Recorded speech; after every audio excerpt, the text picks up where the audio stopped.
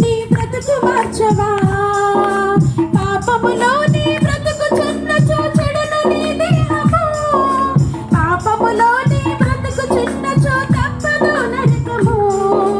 పాపములో నీ బ్రతుకుచున్నచో చెడును నీ దేహము, పాపములో నీ మరణించినచో తప్పదు నరకము.